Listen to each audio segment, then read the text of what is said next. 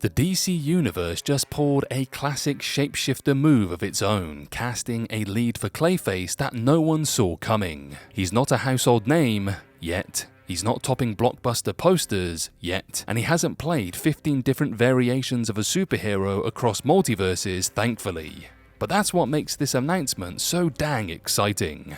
But before we dig into the mud of it all, go ahead and hit that subscribe button like it's Batman punching a rooftop gargoyle, drop a like, leave a comment, maybe tell us which DC villain needs their own movie next, and if you're feeling super generous, join the channel as a member for exclusive content. It helps us keep this news train running faster than a Batmobile with Nos.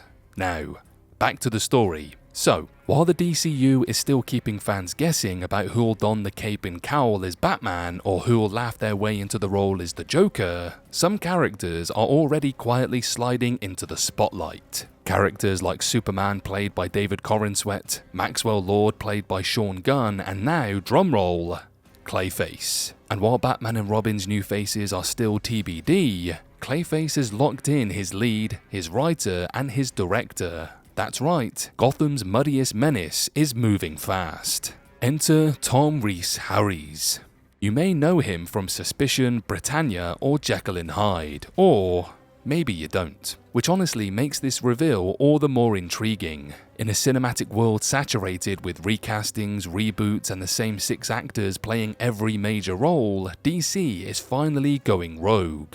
Literal rogues gallery style. Harries doesn't exactly scream iconic body horror shapeshifter on paper, but that might be the masterstroke. His role in Jekyll and Hyde even featured a shapeshifter stealing his identity, so if life imitates art, then maybe DC saw that and said, yep, this guy gets it. He's proven range, intensity, and a little bit of that brooding mystery, perfect for a character like CLAYFACE who isn't just a gooey monster. He's a tragedy wrapped in a transformation inside an identity crisis. And let's talk inspiration.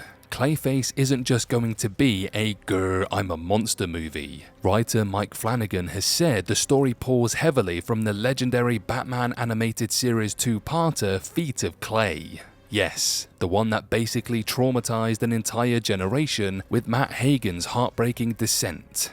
That means this isn't just a villain origin story, it's a psychological horror flick and a biting critique of Hollywood fame, vanity, and what it means to lose yourself. Literally. Imagine a Gotham tale told not through the eyes of a Caped Crusader, but from the perspective of a man turning into clay both physically and mentally. No gadgets, no bat signals, just a former actor unraveling into madness while the world watches.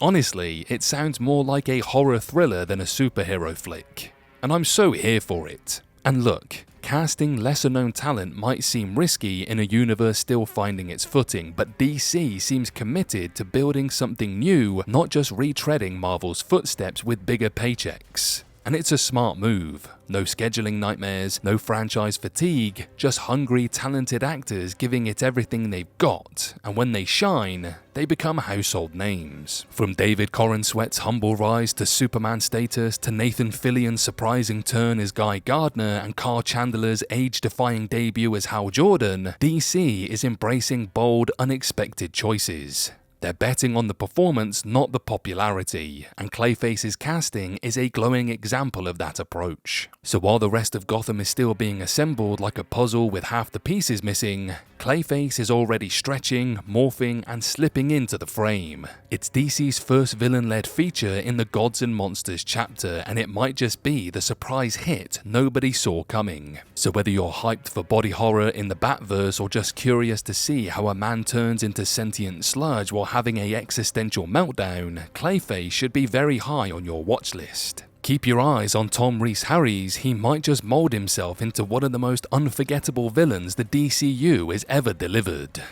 That's it for now, so let me know in the comments, what do you want to see from CLAYFACE's story? Hit that like, subscribe and notification bell so you don't miss a moment of DC's wild new phase. And remember, in Gotham, nothing stays solid for long.